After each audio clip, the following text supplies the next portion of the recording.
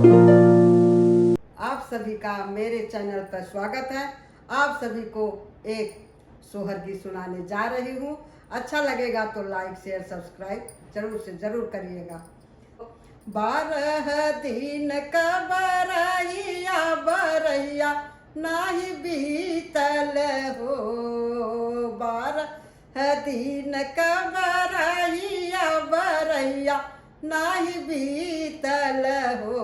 ललना खिड़की से पियवा मोर झाँकैबा भूत मोहिया लागेला हो। ओ ललना खिड़की से पियवा मोर झाँकैबा भूत मोहिया लागेला हो।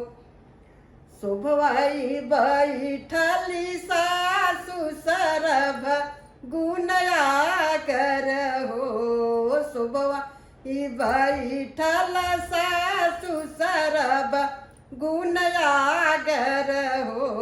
सासु तनी मोर ललना खेलाव तू पियवा का मन राखीती हो। सासु तनी मोर ललना खेलाव तू पियवा का मन राखीती हो। राम रसोईया मोरी जेठनी सरभ गुण यागर सरभ गुण यागर हो। जेठनी तनी मोर ललना खेलाव तू पियवा का मन राखित पियवा का मन राखीती हो। ये सोहर है ऐसा कि आप लोग को मैं बता रही हूँ कि बहू को बच्चा हुआ था, 12 दिन का बच्चा नहीं हुआ था, तभी उसका पति खिड़की से झांक रहा है और बहू का नज़र पति के ऊपर पड़ गया। तो देख के उसको बहुत दुख हुआ, बहुत दर्द हुआ। तो वो जाकर अपने सास से कह रही है कि सासू माँ थोड़ा सा मेरा बेटा मेरा ललना को खिला लो, हम पति का मान रख दें। तो सासू ने नहीं लिया। फिर जाके जेठानी से कहती है, जेठानी खाना बनाती है, राम रसोई में खाना बनाती है, जेठानी से कहती है तो जेठानी भी नहीं ली है। तो इसके आगे आप सुनिए फिर क्या होता है। 12 दिन का बरैया बरैया नाही बीतल हो। 12 दिन का बरैया बरैया नाही बीतल हो। ललना खिड़की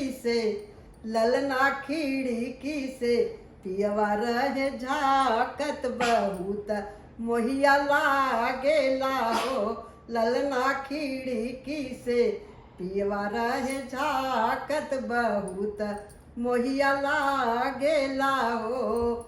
गुड़िया खेलत मोर ननदी तू ही मोरा ननदी हो। गुड़िया खेलत मोर ननदी सरभ गुण यागर हो। ननदी तनी भतीजवा खेलाव तू पियवा का मन राखीती हो। ननदी तनी मोर ललना खेलाव तू पियवा का मन राखीती हो। धई राख ये भौजी धई राख अपना ललनवा हो। भौजी काऊ देबू ललना खेलावना तबई हम राखब हो। भौजी काऊ देबू हमके नेगवा तब ई हम खेलाइब हो। धई राख ये भौजी धई राख अपना ललनवा हो। धई राख ये भौजी धई राख अपना ललनवा हो। भौजी काऊ देबू हमके नेगवा तबई हम खेलाइब हो। भौजी काऊ देबू हमके नेगवा तबई हम खेलाई बहो देवई का अनेक कुंडल हथ वाक कंगन हो देव कनवा का कुंडल हथ वाक कंगन हो ननदी देवई सारा गहनवा भतीजवा खिलावऊ हो ननदी देवई सारा गहनवा भतीजवा खिलावऊ हो ननदी तनी मोर ललनाप खिलाव तू पियवा का मन राखब हो दे दिए कान का कुंडलवा त हाथे का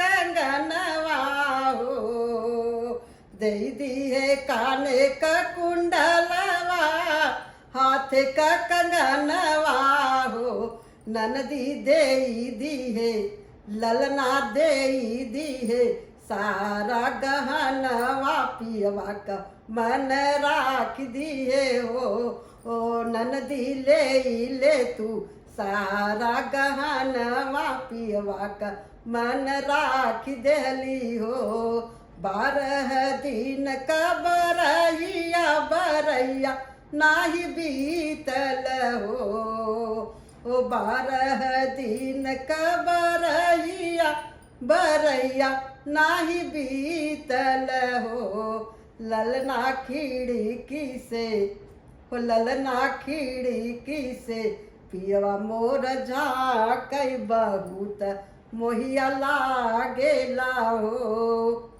ये गाना इतना ही आप लोग को गा के सुनाई हूँ, जैसा लगेगा कमेंट में करके बताइएगा।